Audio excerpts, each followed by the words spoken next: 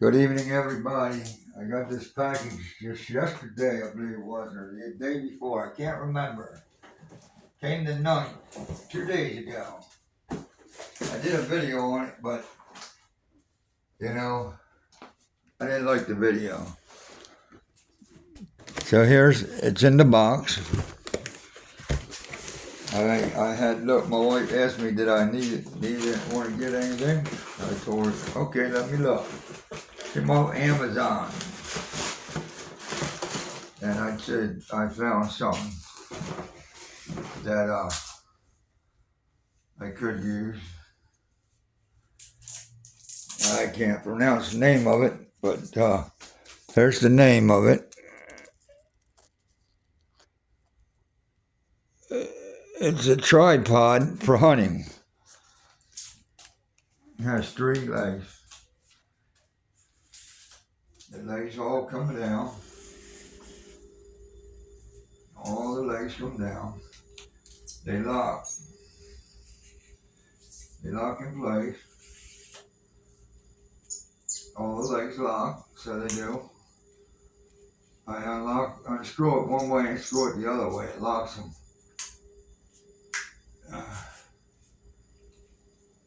That unlocks it, or that turns it. This locks it.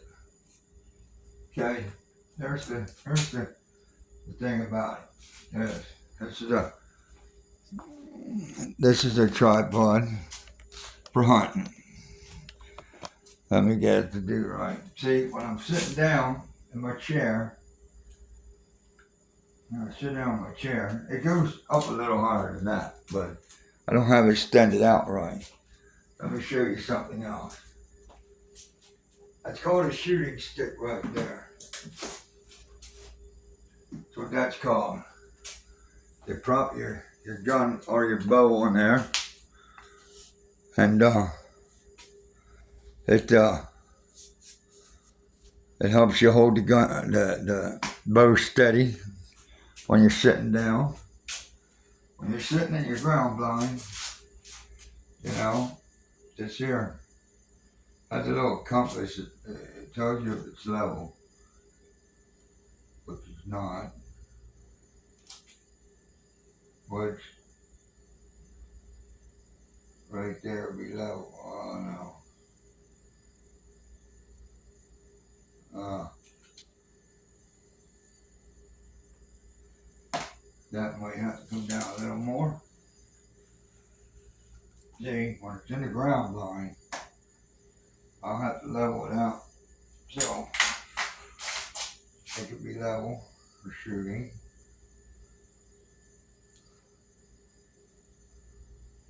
I don't know where it's going to be level at, but it looks like it's right level to me right there.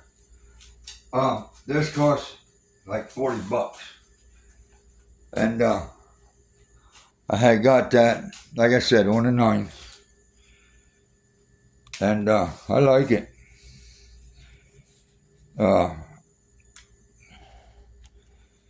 Yeah. So I'm happy for it. My wife let me get it, which is fine with me. Then I have this one I used last year. This one here is just a straight shooting stick, which you could set it up. It sits higher, stands higher than this one. It's still got some stemming on the legs of it, but this here unscrews. I could use this also for I believe I can use this to put my phone camera on here and screw it down on there. But this is going to be my spare shooting stick. This in here gives you a problem when you're shooting. You have your bow on here. It leans forward when you go to adjust your bow right. And I always put the front of the bow right here. And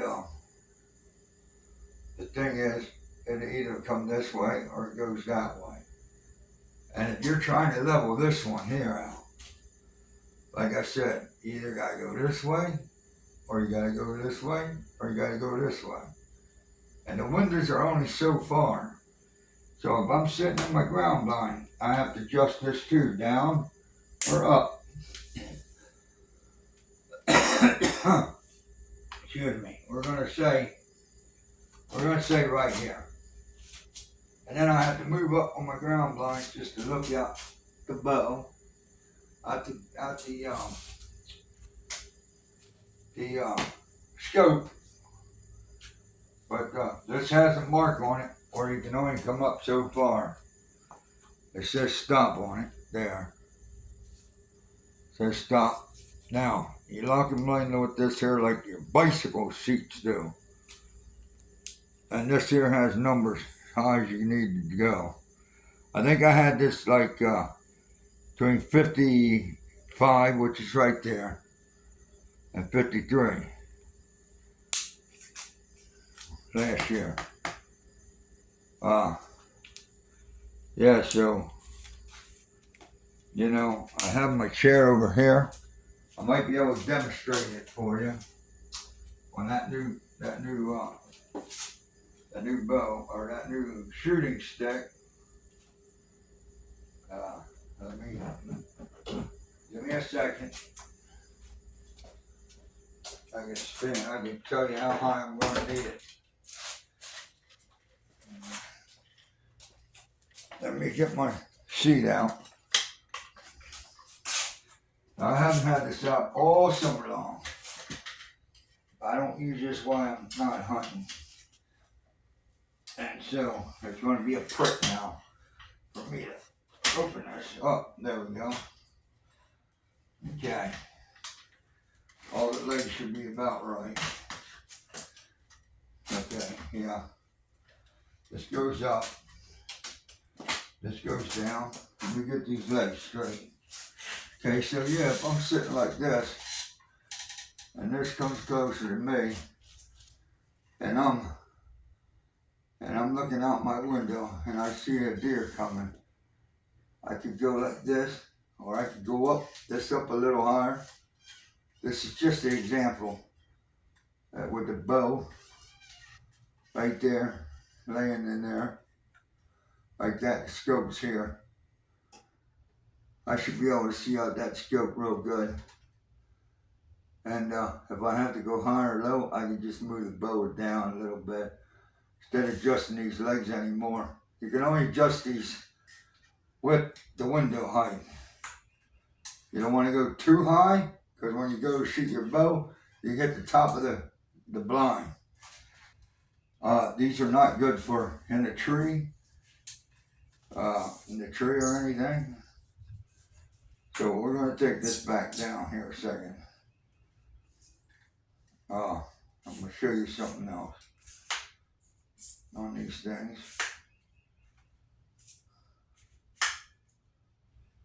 Okay, I'm going to show you. Just give me a second to get it to go where it's supposed to go. Yeah, so that goes in. This screws down like this. Like that. That goes like that. Then you have this one here, goes in. You turn it, lock it so the legs don't fall out while you're cutting through the woods. And you gotta be quiet going into the woods, or you'll scare your deer. And then they wondering what's going on. But the bottom of these legs, they adjust. See, they tilt. Or this shooting stick. They can adjust. I wish this would have came off, but it doesn't come off. I'm happy with it. It's a $40 shooting stick off of Amazon. So you guys that go out hunting, I'm going to use it this year. I don't know how many times I'll use it this year, but I know some of you are going to say, well, you can't just use it one time and say it's good. Well, I don't go hunting all the time because I have stuff I got to do with the wife, and the family comes before hunting. So I want to tell you that. And I rather, you know, I like going hunting, don't get me wrong. Me and the neighbor goes out 4 o'clock in the morning, go get in our tree stands or ground blinds. September we'll be putting our ground blinds up. I'm gonna try to stay in the area I was, because I liked it. We'll go down before I see what grown up.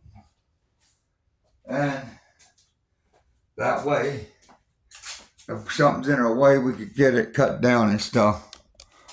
But there's like a 10 minute video on the shooting stick, the new one. It's a tripod. I can't even pronounce the name of it. It didn't say how high it was. Well, you see me sit in the chair, and I did a little demonstration. That was about the right height that I needed it. I don't even have to hold it. I could put the one leg in towards the chair. The other two will be out. And I can put the bow on top where it goes. And then I have a thing that I sit my bow on. Let me see if I can find it. Well, I don't sit my blind on it. I lean it against it. It's a metal piece that I use. I use with me. Sometimes I leave this thing down there in my ground blind. Sometimes my neighbor had this made up. He had this thing made up. This is out of one of the old things you hang flowers on.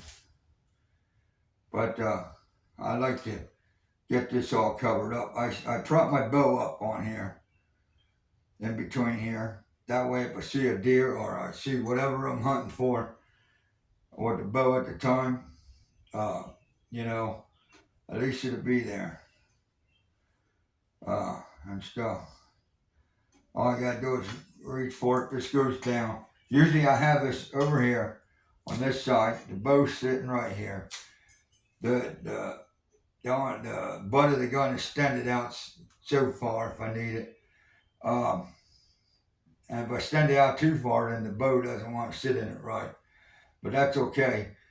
I only push this in the ground to probably about right to here. Sometimes I leave this in the ground blind and stuff. So yeah, I use this also. You were wondering. Sometimes I just lean the bow against my rod, my ground blind, but I don't like doing that because it puts holes in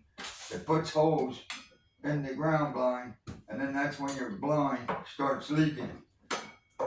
So, you know, I just do that there.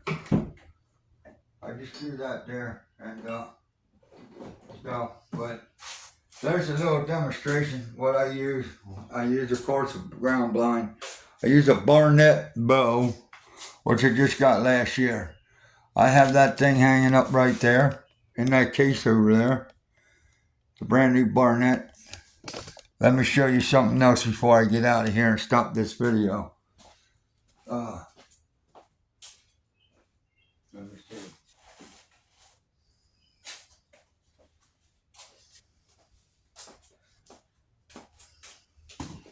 I got this bow, this arrow, right here. It's called Headhunter by Barnett. Headhunter by Barnett. Let me see. I don't know what you guys are seeing. Headhunter.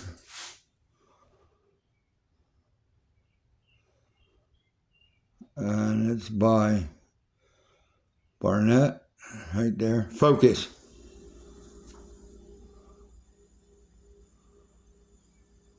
Can't get the focus. But that does say Barnett right there. You can see Headhunter. Now, if folks want to know how I know what side goes down, the flange, 2 flanges are the same. They go up. this is how I know on this arrow.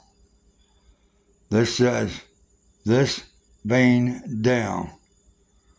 These are veins, some of them calls them flange.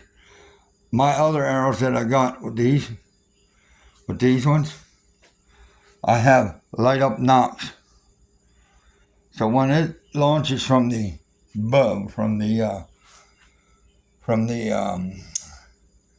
bow, there's a little button there that triggers it. Once the string hits that and pushes that button in, this will light up.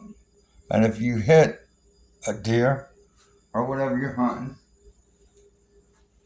and the deer takes off running, this will stay lit up for 8 hours. So you basically can find it. Now I don't use these here tips.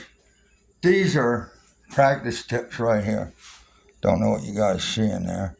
This is a practice tip. This is a 100 grain practice tip. All these arrows came with them. And how I weigh them is my wife has a scale in there for letters for when she goes to weigh the mail, like packages she sends out, because some places ask us for that, and it'll get she'll weigh them. So I just take the tips off here, or I lay the arrow right on there with the tip on it and say that. This gets laid down on the scale, and then I'll take one with the broadhead. I'll lay that down there. This one and the broadhead weighs the same. Make sure your arrows all weigh the same weight.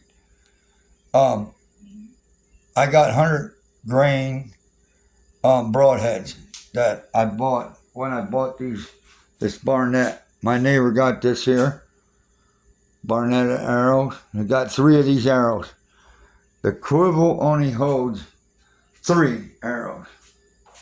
My other bow held 5 arrows. Now, let me show you a difference on this other arrow here. That I keep these arrows. This arrow for another practice tip. Shouldn't do that, but the arrows I'm shooting are the ones that you should use for hunting. There's a 100 grain practice tip. Now this here, the flanges. Remember, the white one gets stuck down into the bow, like that. These veins, 2 blue ones, this doesn't have nothing written on it. When I use these on the target box, when I shoot this arrow, okay, I shoot 3 arrows, the same arrows. See which one gets closer to the bullseye. When you set up your how am I say it? When you're sighting in your scope, there we go, your scope.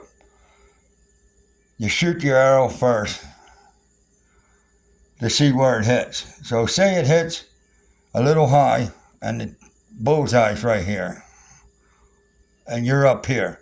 You shoot your second arrow. Say that one goes off over here, but down here.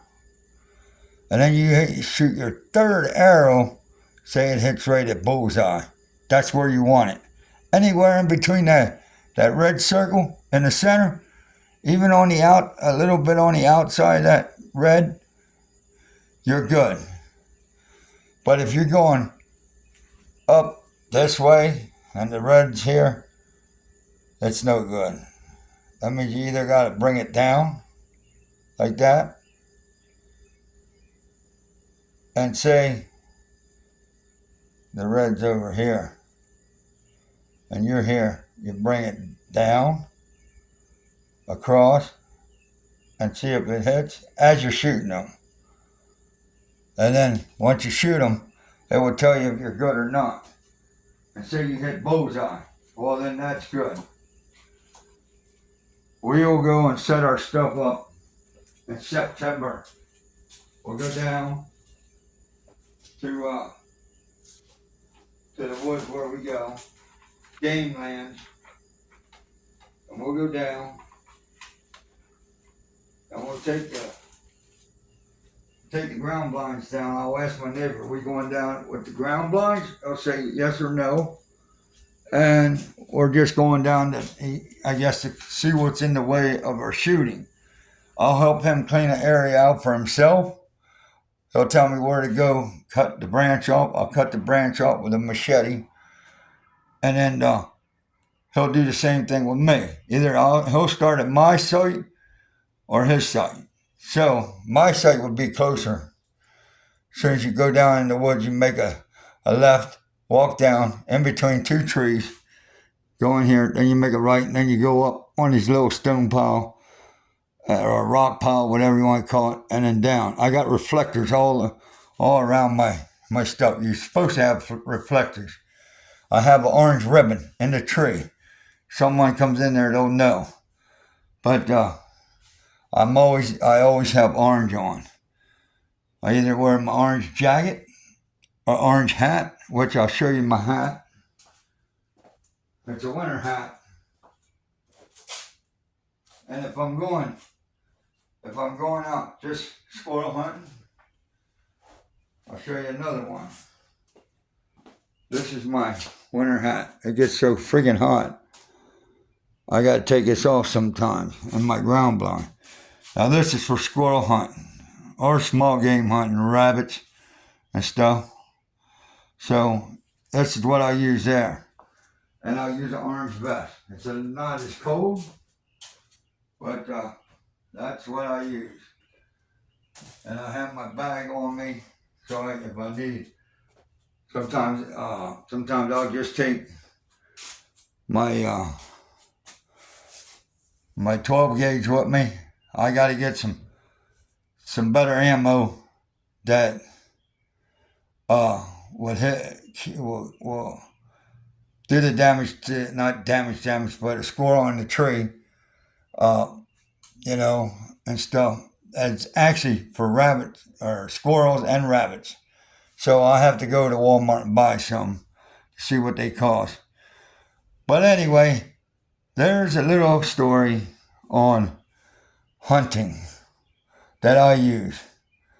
Some people use a lot more than I do. They go different. They go all over the United States. They spend more money on hunting license. I told my wife I won't get another doe tag unless I get a doe. That's how I save my money on it. You have a doe tag for archery, a non-antlerless deer tag, which I think that's another doe tag. And then you have antlerless deer, which is a buck. I believe if I heard my neighbor right. And then we have one for like turkey, and I don't go turkey hunting, so.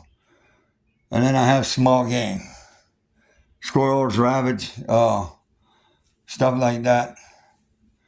But